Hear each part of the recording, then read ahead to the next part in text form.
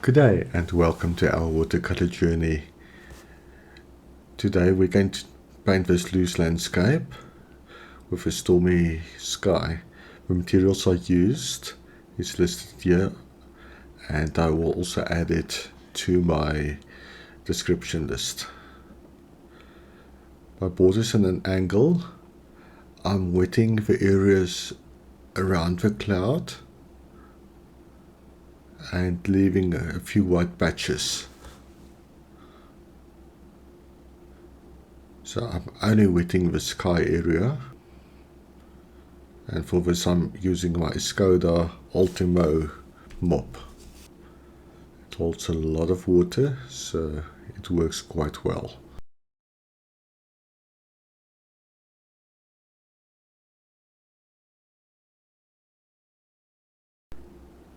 Now I'm going in with my blue. I'm using Cobalt Blue today. And I'm working around the cloud area. And for this I'm also using a Squirrel brush because they hold a lot of water and pigment.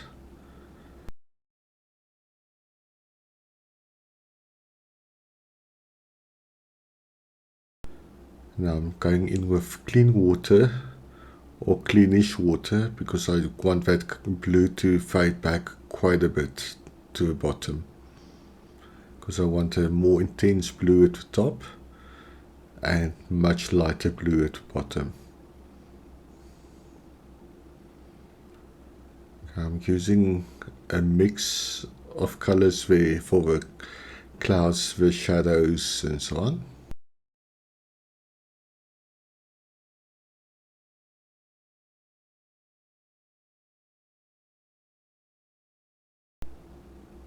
I'm also creating a few illusions of clouds in the sky, and with a board that's at an angle, gravity really works for me at this point. And I'm getting a few hard edges, so I'm really trying to build up a more complex sky, which creates a few variations in hardness and softness.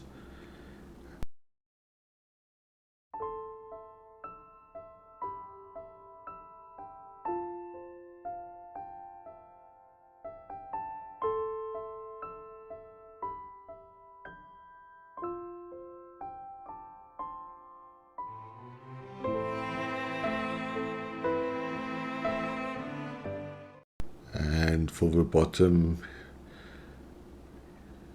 ground heel area, I'm using lemon yellow, but I still have some of the blue on my brush, and you can see it becomes much more yellow as the blue is working out.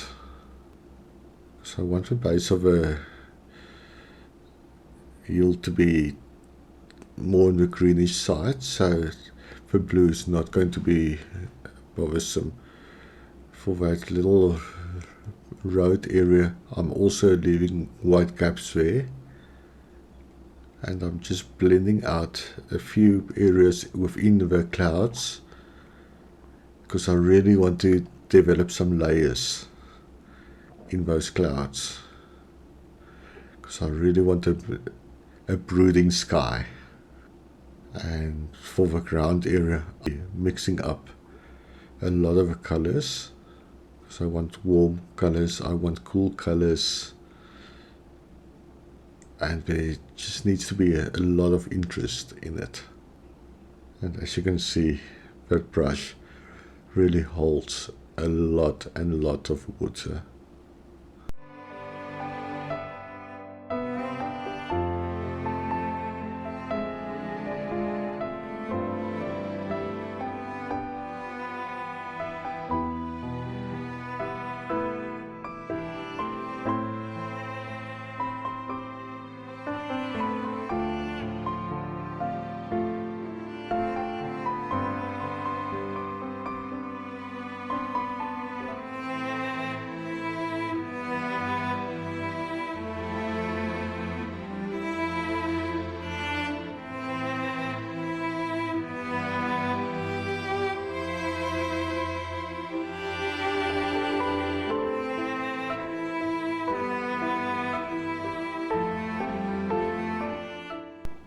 So I want that ground area of mine to be sorted in this wash, and then just with a few details later on.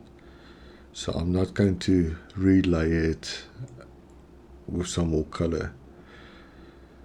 The sky area is damp now, so I'm laying a base of my tree, and that will blend and fuse softly into the background, because I'm going to create some harder edges when the paper is dry. With a board that's an angle, a lot of paint is flowing down, so I just don't want any pools to lay at the bottom and create a mess for me later on. So I'm dabbing that out. I'm bringing in a little bit more of a sepia.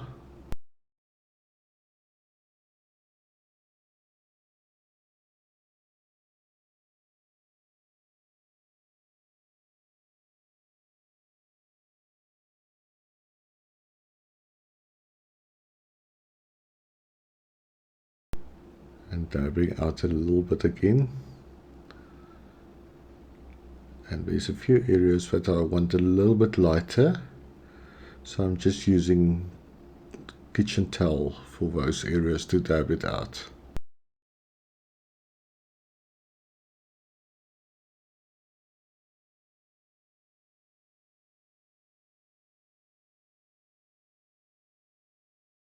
And now I'm using a Storecard to create some more lines and interest.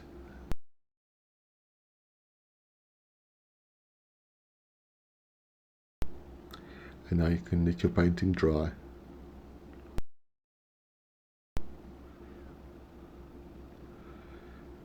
And remove the salt, because I don't think I mentioned the salt, but I think you could see where I was building some of the salt into the foreground. I'm working in that sky area again, creating some more layers, and some of them I'm going to blend out, some of them I'm going to leave as harder edges. The sky that I saw tonight, because we had a really brooding sky, so I wanted it to capture a little bit more of that layers that you see in the sky.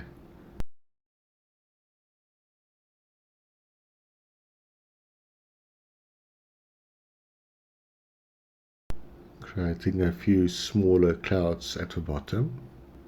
So I'm just creating the illusion of the shadows of his clouds.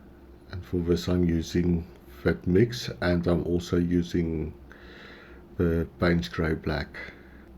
I think that helps to create a lot of variety in the colors.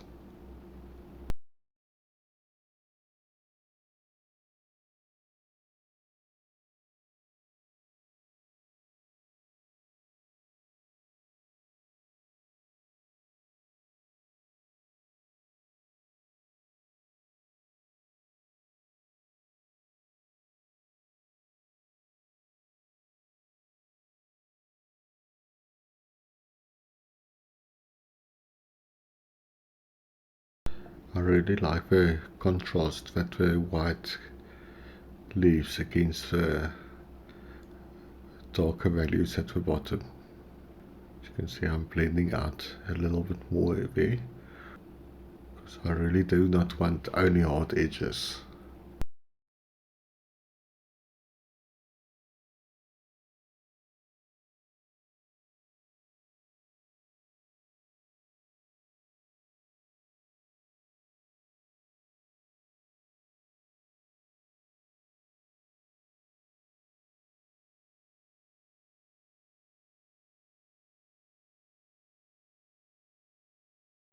Intensifying a little bit more of the blue in certain areas.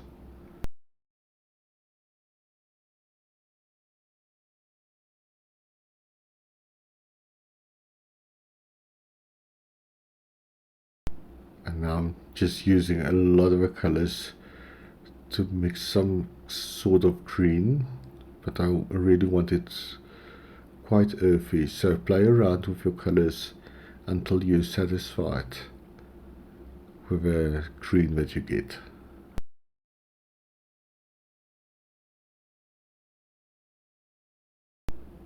And as you can see, it's a beautiful earthy tone that I get there.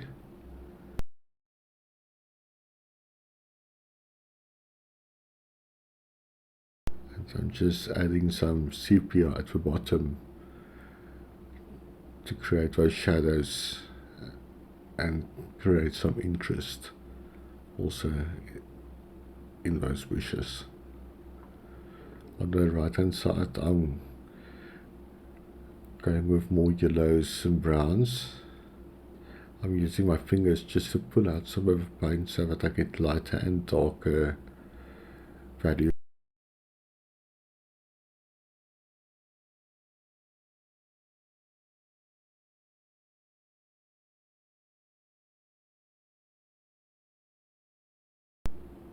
And some more shadows there. Fingers is always a useful tool in your watercolor.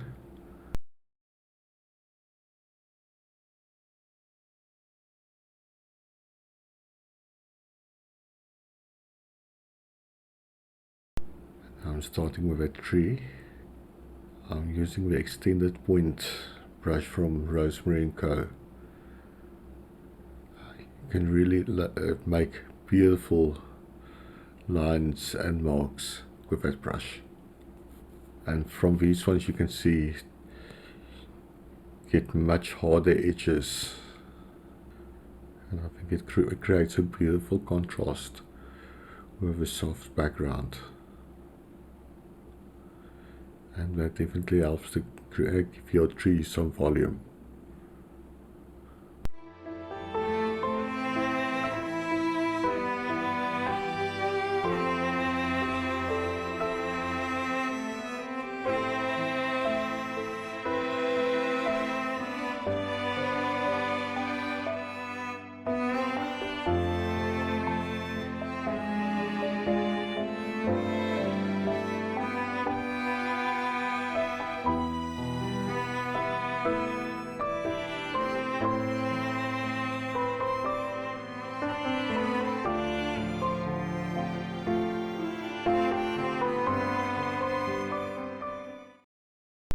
So adding a few random marks we also at the bottom. If you want to create some interest all over in your painting.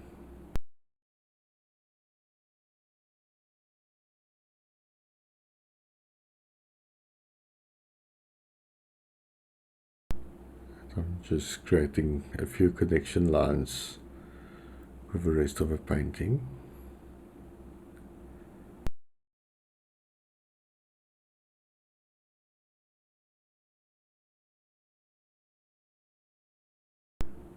It even gives the illusion of a little bridge at the bottom there.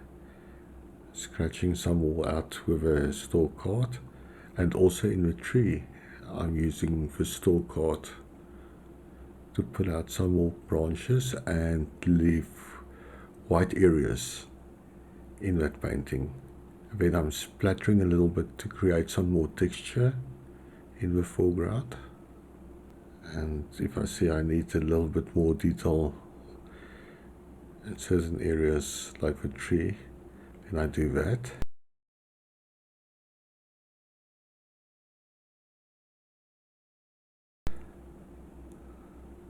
And then I think I'm done. So signing it, because I really do not want to fuss with this one.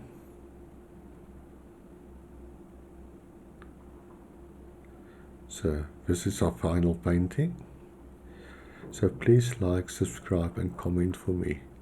And I'll see you next time.